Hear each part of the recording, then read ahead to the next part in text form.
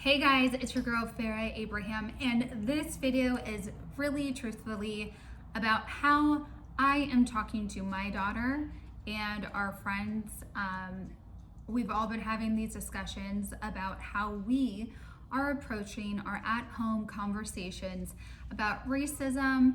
Maybe this is also about abuse. Maybe it's about a lot of generational factors that brought us all to this 2020 point of just being tired of racism and ending the racist behaviors that we see online, to in person, to around our politics, about our judicial systems.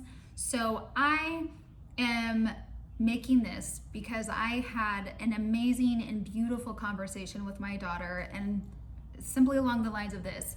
Yes, I did cry. Yes, I did talk about some really hard things with my daughter.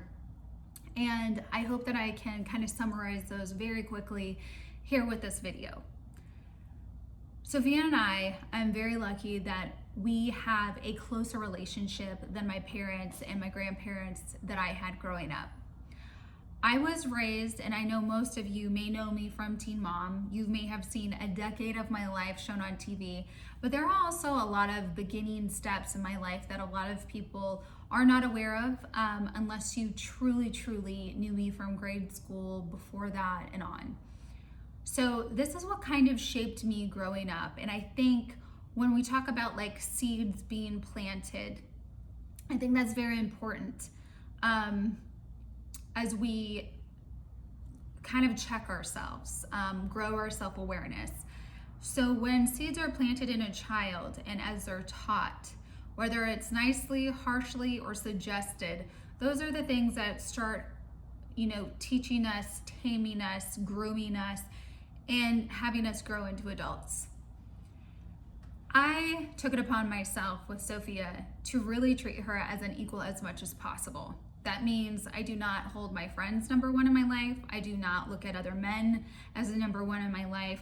I do not look at my parents as the end all. It is really, truthfully, God is my number one. I know the biggest difference between right and wrong. I know how that feels. And I very much stick to the core of that. So that's kind of where, as an adult, as a woman now, as everything that I've gone through, that's kind of where and how I teach my daughter to overall look and make up her own choices, because I am not allowing anything of my past or of my poor upraising to affect my daughter with her new choices, her future choices, and really impacting people in her future and helping her future that she will be living fully through. And I'm very excited because I do feel like our next generation of kids, our youth, people who are watching this, you really have an opportunity to arise to the occasion and really make things equal for everyone. And I really just hope that for one day. I know there's always going to be evil. I know there's always going to be unrational people, but I just know that you guys don't need to believe any of that negativity. You can create the world that is around you, as we all create our world around us every day, regardless of lies, hatred, racism, stealing, injustices. We can rise above this. And I hope to empower us all by this video, and know that it took a lot for me to be as open as I am with my daughter, because of all the progress that I made during her first year of life, and also with television around, a lot of scrutiny around, a lot of people not understanding what I'm going through as a girl conflicted with all these things that she's been tamed and groomed to feel, think, act a certain way. And then I finally got some freedom. I got to be wild. I got to go and see many other cultures. I took my daughter around the globe with me. We saw a lot of injustices. We saw a lot of good. We saw a lot of bad. And within new cultures and new realms, and understanding what's really going on in society, rather than just watching the news and reading history books, even though history can repeat itself in many ways. I'm blessed that, yes, we utilize education. We know about our history. I'm back in school myself, getting my master's. I also take my daughter to city council meetings with me. I am a part of business chambers. I am always a part of local communities. Since I've been young, my mom has always had me involved with city council meetings, making new laws, passing new laws, to the point where I actually interned an apprenticeship with a judge, and I maybe one day will go into law full on. So there is a little bit of history about what I was raised with, what I truly saw that needed to change. I also, here's me in a nutshell, guys. I was raised being the only brown colored skin girl in my family. If anyone ever took the time to kind of research my family, everybody has blue, green eyes, white skin, German, Danish, and then we also had some Sicilian, Italian. I had to kind of break that up. And then we, just had our differences within our family. So I was growing up hearing Sicilian, Persian, Syrian, Danish, and German cultures. I also was hearing a variety of other ones. So some of my family did not get along. So my mom wouldn't get along with my dad's parents. My dad didn't get along with their parents. And this also created a strife between my family dynamic when it came to who told me yes and no, who reprimanded me, who this, who that, right? And as we all have these dynamics of that growing up somehow or some way, that helps shape how we view men and how we view women. So in my life, because I was the only brown girl and I had a half sister and she was older than me, there was a lot that I didn't find out until I was 18, and I really pressed the issue with my parents, because along this way of growing up, and this sometimes happens, whether you feel that you were mistreated as a child, whether you were left out in the dark, and this is what I hope by sharing this stuff today, that my daughter never feels like she's in the dark. She doesn't have to go figure things out. She doesn't need to feel like her mom ever lied to her. This way, like there's a lot that I had to overcome, and I was challenged by this, and I'm very grateful for my therapy that I found through losing Sophia's father when I was a young teen mom. Without that, I really don't know how I could even talk about some of the things that I'm talking with you today. So with being raised mostly at my grandparents' house, because my parents were gone, traveling, working, and even times when they were both home, like I would be at their house, and there are just times where I just wanted to call and have my mom come like save me from where I was, and I never had a phone to do that. So I got Sophia a phone, so if I was ever gone and away working, I'm not just trusting what my family members are saying, because I've learned I cannot trust family members. Through having Sophia, I knew that I did not want the racism that I was raised around. I did not want the abuse that I was raised around. I did not want to have any male dictation influencing wrongfully towards my daughter and my parenting. I knew that from everything that I lived through as a child, and I'll talk a little bit about that. I don't really want to bring up so many people's names, but I think the only way of change is just being mindful and open about this. And when I told my daughter to the extremities and to the openness about my upbringing and my foundations and who I was raised around and how I was raised, and now how Sophia gets to live her life, she really was like, wow, I'm proud of you, Mom, and thank you so much, Mom. And I know it's been different for Sophia because she literally has not had a dad ever. And she knows of her dad, she loves her dad, she wishes she could meet her dad. But I also think within that, Sophia knows how, by seeing me, even amongst being sex shamed for just trying to live and figure out how to be a woman in this day and age, and a single woman at that, but also seeing how men are very jealous and vile towards me because I will not succumb to feeling as a lesser than men. Men may have sexual relations with adult entertainment stars every day, but no one's calling them an adult entertainment star. or they're in the adult industry. No, they can still be sports players, they can still go be doctors, they can still go be this. But when older men see a woman just trying to live her life, and because she is sensationalized and celebrity, then they want to tear a woman down and say that now she's an adult entertainer star or whatever that was, and really just try to ruin her career as everything she's built, her degrees that she's working towards, an amazing mother, discredit a woman, like dim her down, and succumb to mediocrity of what all men think of women. And through my daughter being in preschool and kindergarten, and men, dads and moms, coming to school and bringing these sexual things up in kindergarten, that's when I knew that I know beyond in my family dynamic of changing the discussion of men treating women right. And now it's in the communities and societies that my child's being raised in, which were private communities, 10 out of 10s, but that still wasn't good enough for me. And I have to say, every time that I've been told on Teen Mom by men, male production, male executives, every male you can imagine, and mocked by legal team, that when I say it's not good enough, it's really not good enough. And now that society is woken up to being untamed, like shook, because they know how wrong their actions are, how discriminating their actions are, how racist their actions are, and how just it's awful. So I want everyone to know, never stop asking, because you deserve better. People need to be treated equal. Women need to be looked at as an equal compared to men. Women do not need to ever be looked at as a lesser than. Women run the world.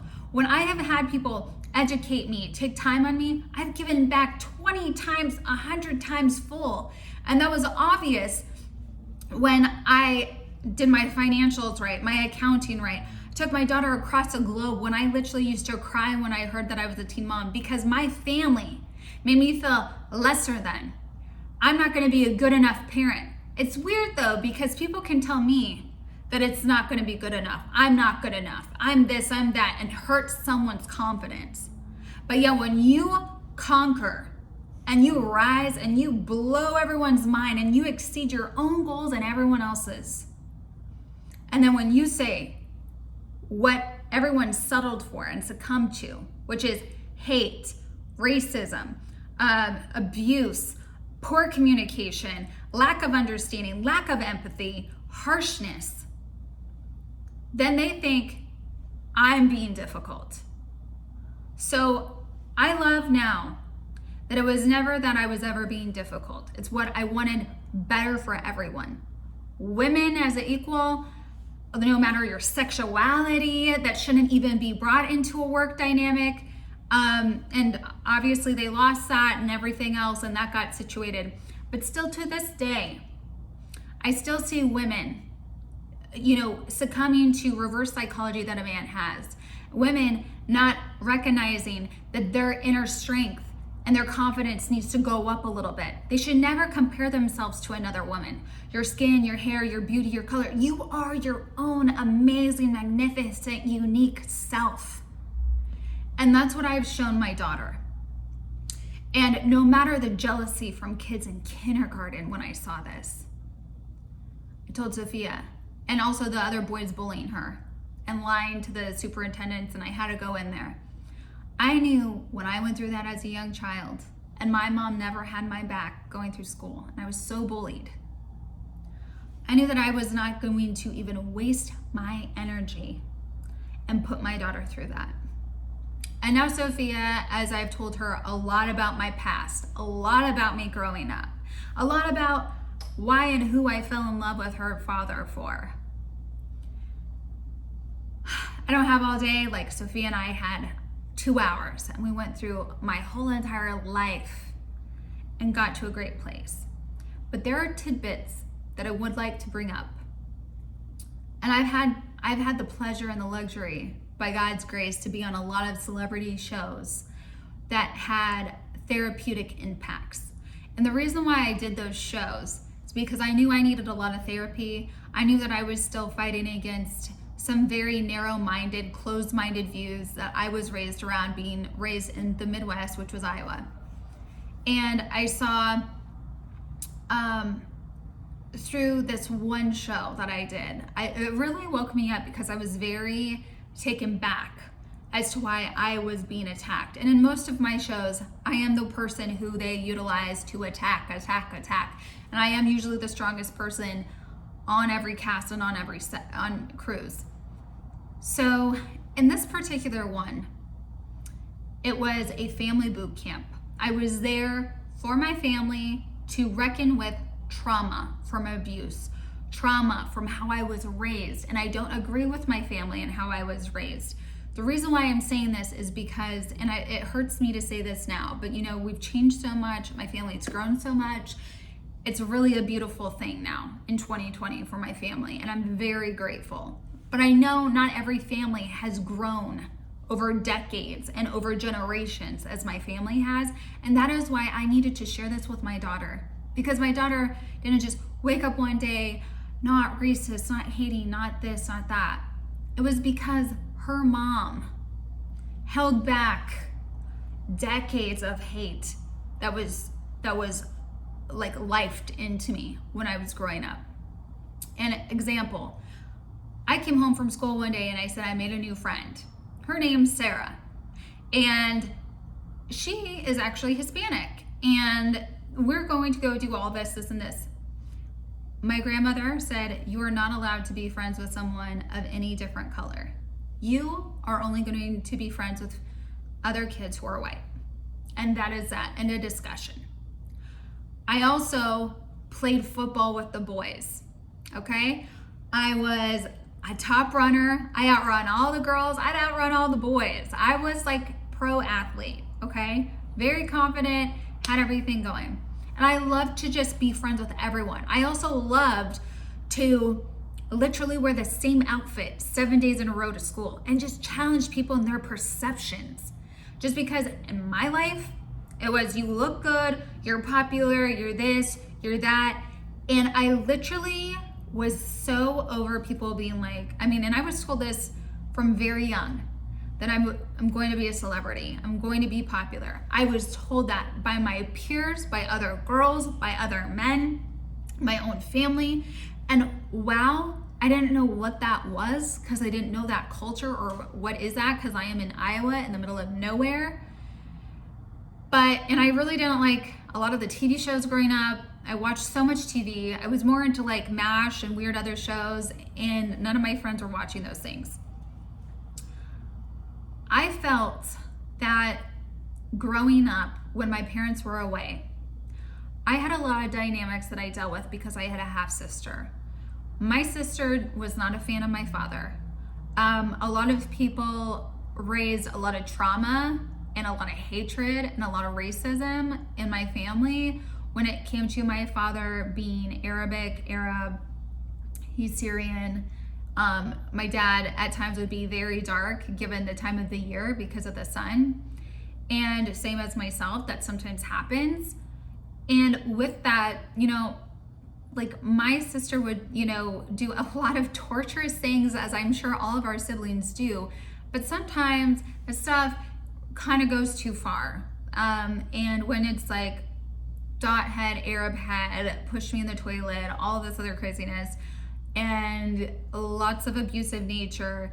But I think the one thing that really struck me as I was so open to like my friends Quenisha, Terrell, all of these great Enzi, all of these great people who I came in contact with that were African American. And in every grade, I really only had like one African American student with me.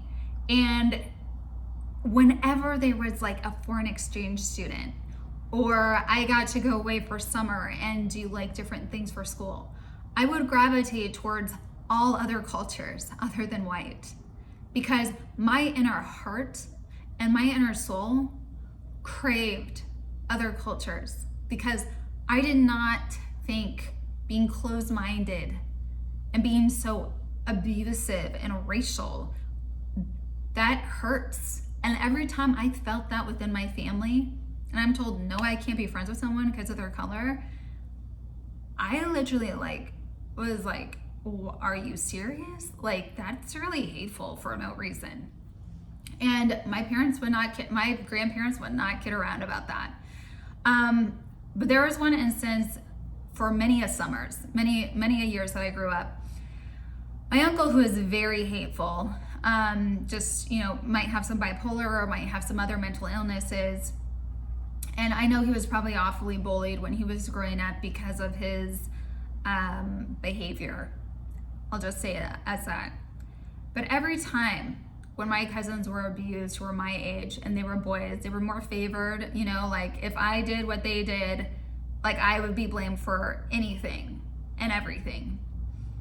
And a lot of my cousins would act out when we were in high school together and middle school. Like if I had friends or if their friends liked me more, they would make up a lot of things and, just lesser me down. And I think because of the fight that was always going on in my family, from not like in this part of the family, my uncle and my mom always being in contests with each other for no reasons at all. It was so ignorant, it was so awful, and it was so wrong.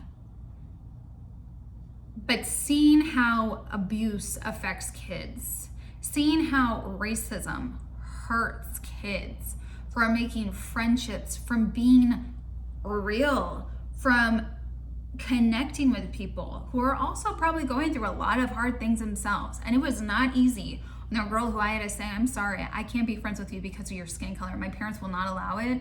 It's just something that they are not okay with.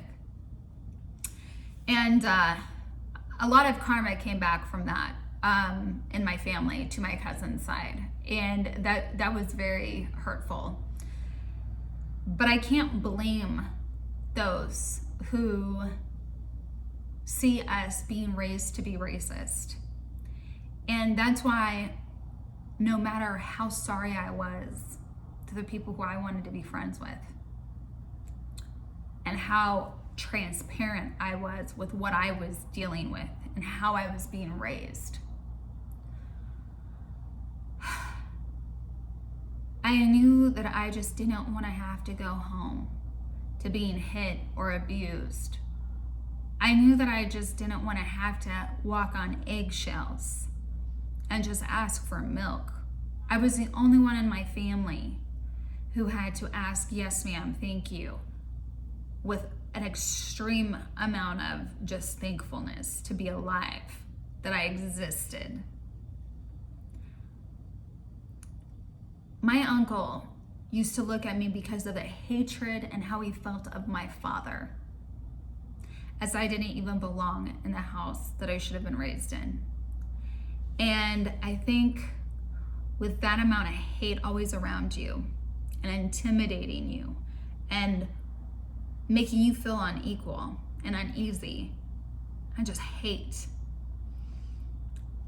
I knew that no matter how much intimidation I felt in my family, that I was never intimidated by any other colors, by any other races, by any other hate really in my life.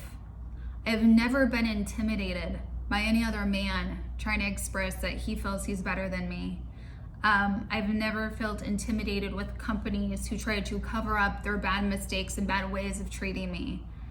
And that is something my daughter always wondered where I got.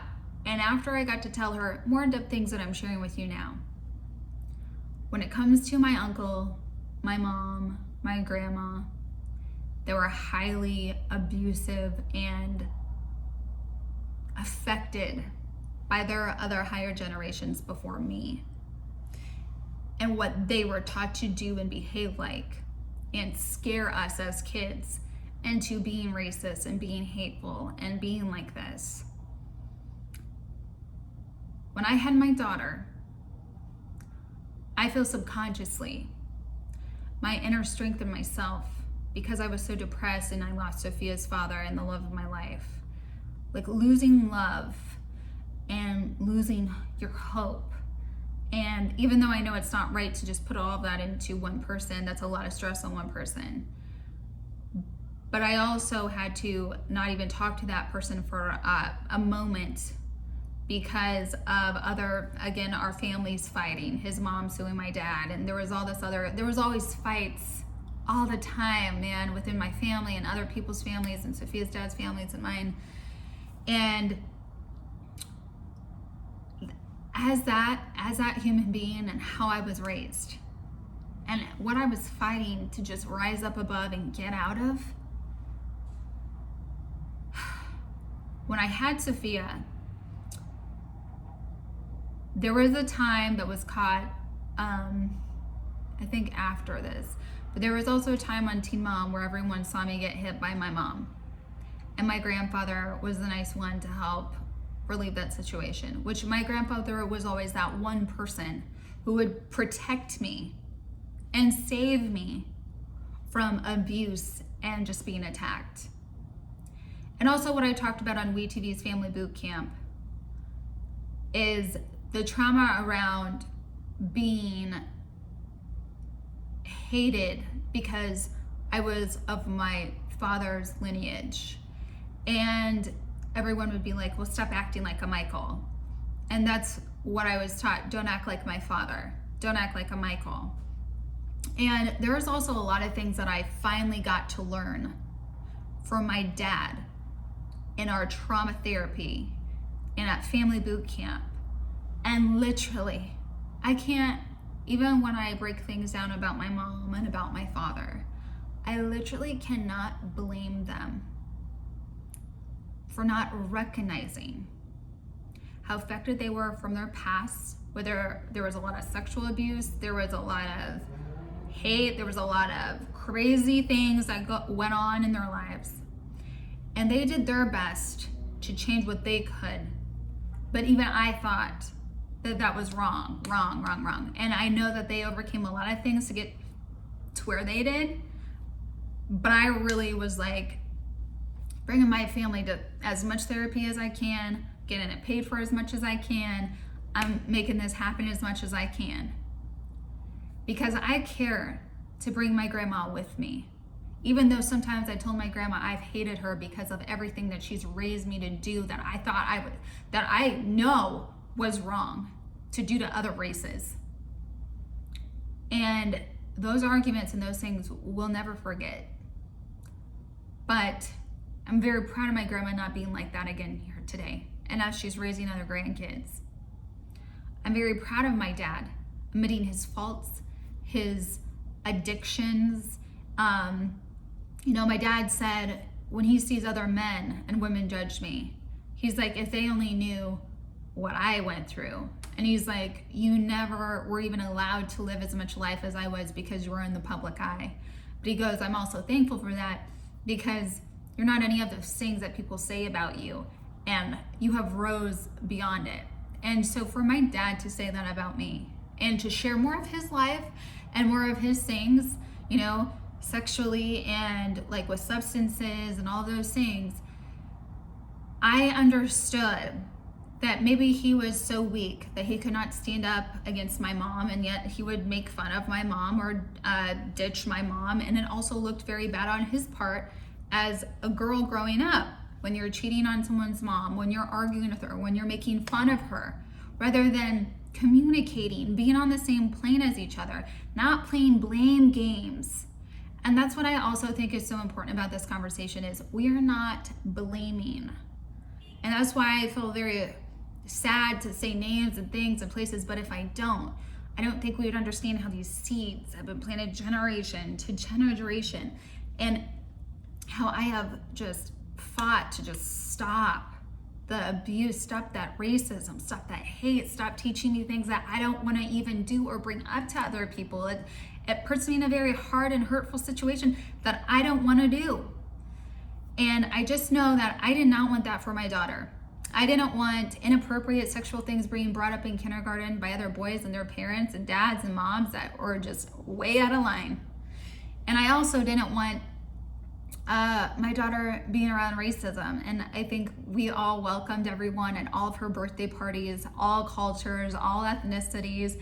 And I moved to a different city as well, because I just knew that to some degree Iowa wasn't going to keep up with how much it needed to change and how much it needed to stop racism and how much it needed to stop abuse and how much it needed to really just change economically and grow.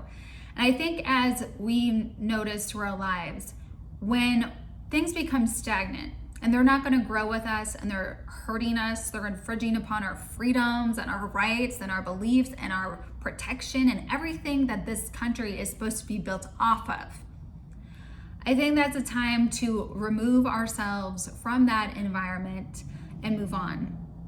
So when I graduated college for the first time, I did end up graduating high school early.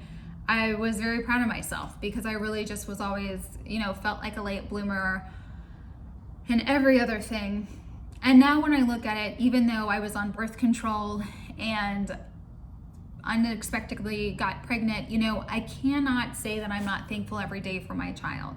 I cannot say I am so grateful and blessed for the child that God gave me. And I think as a teen mom, I have to be very careful with how I say that because my daughter can take that as she's not worthy, she's not good enough. And I've had to express to Sophia, no matter if I am a teen mom and like going through depression and bereavement and loss of her father, and she is categorized in a widowed situation because of her Social Security and all of those things and those benefits. I say to her, I always love her and I'm always so proud of her. And I'm like, you have changed me. You have given me enough courage to stand up to my past generations that I couldn't really get my communication right or put together right, but now I feel it and now I see it and now I know what I was feeling was right and I just needed to speak up more. And if that meant being abused more, if that meant some other things.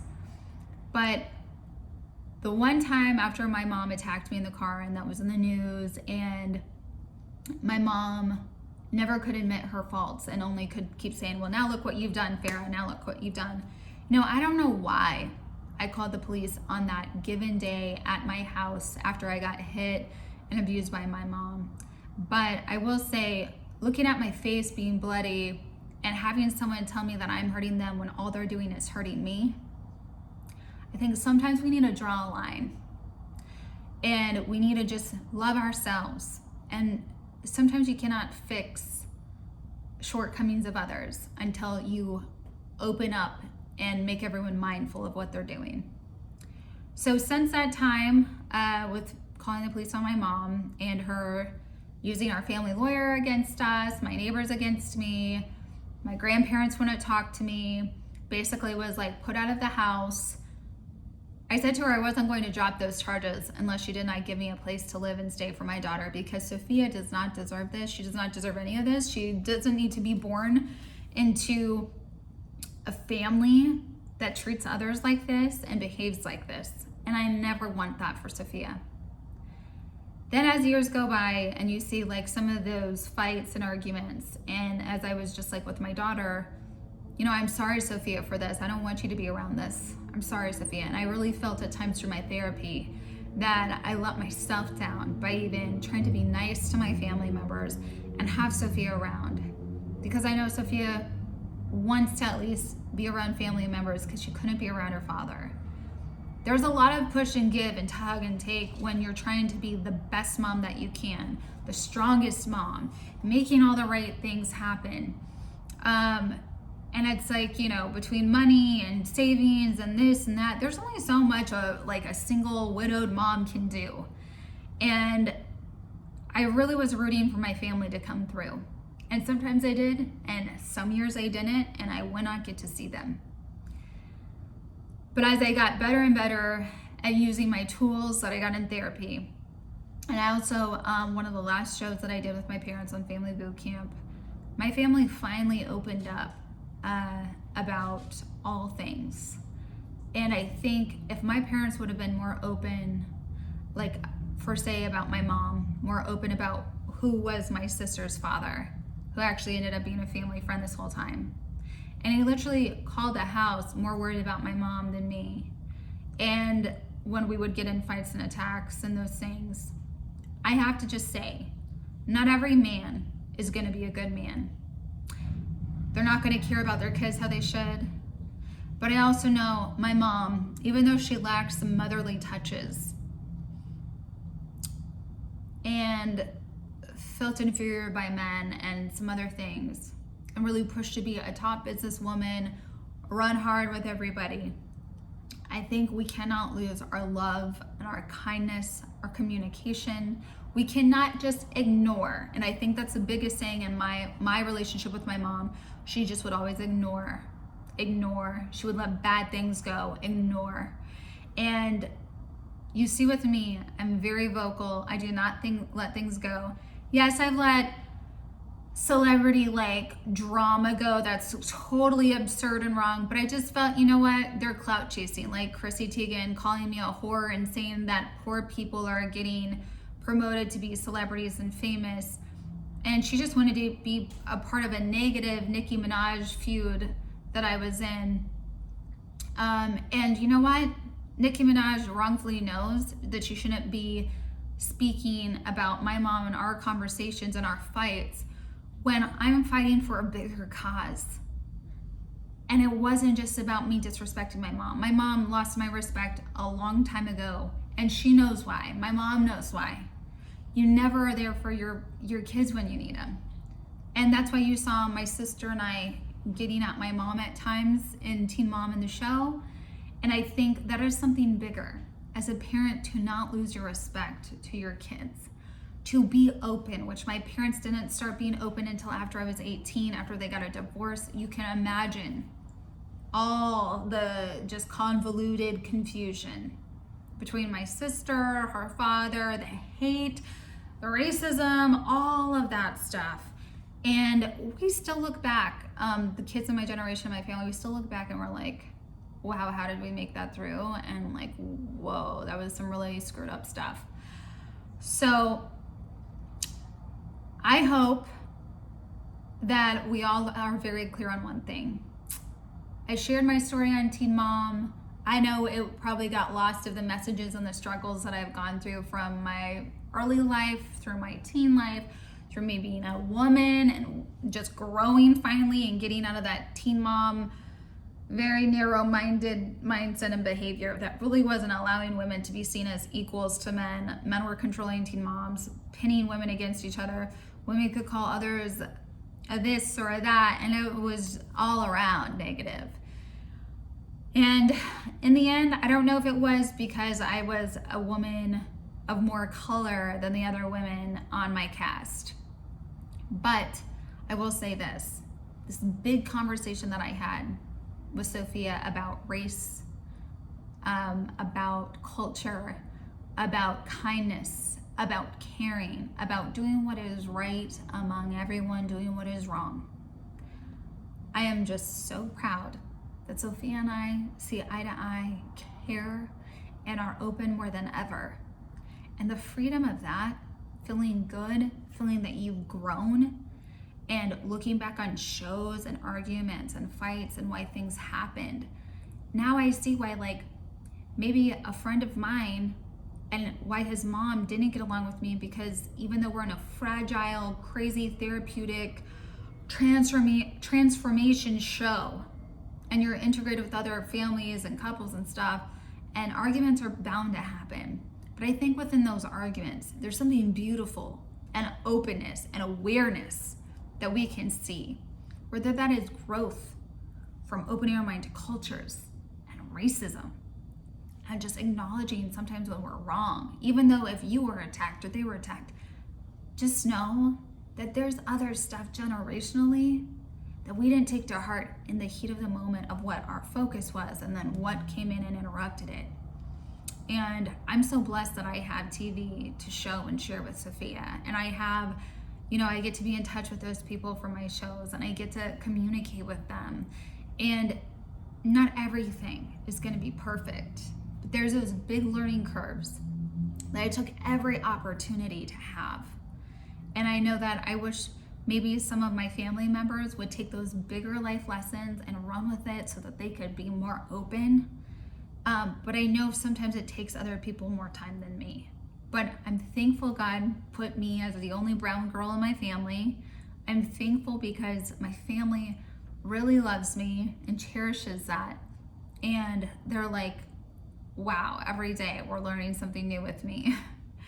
So be the one person in your family, whether you thought you were the black sheep or whether you just thought you were crazy because people tell you this, just know there's a whole world of wild out there where people are training themselves to be more open, to understand that this is all part of life. And there is dark sides and there are positive sides. And you create the world that you live in. And it can be magnificent and it can be great. When I think about all of the lives that have been suffocated in jail and wrongfully put in jail, believe me, that hurts me so bad. I cried when I've been watching like Just Mercy and some of those movies. I wanted to reach out to the lawyer personally and just thank him for all of his hard work. Because I know when I was wrongfully put in jail as well, and my daughter and I had to go through that horrific moment, and I was ganged up on about like 20 other security guards and white policemen. And then I was told that I battered a man, yet I was the one who was mistreated and I never touched anyone, and it was on camera. And they were also in cahoots in politics with the judge. I was lucky that I had an African-American lawyer and team helping me who understands the hatred, being preyed upon, bullied against, and really at a loss. And the things that they saw on camera, even with people hugging, high-fiving, and doing nasty stuff, and what happened to that time in jail for me, I will never forget the injustices. And my heart hurts. And I hope maybe one day I'll be a lawyer and I'll be able to help others, just like I've been able to help myself and help a lot of others, but I'd love to help more. I'm just happy that I could be a mom who helps my daughter's generation or future generations. And I'm happy that through having a daughter and really fighting towards subconsciously, like, I want better, and I need better.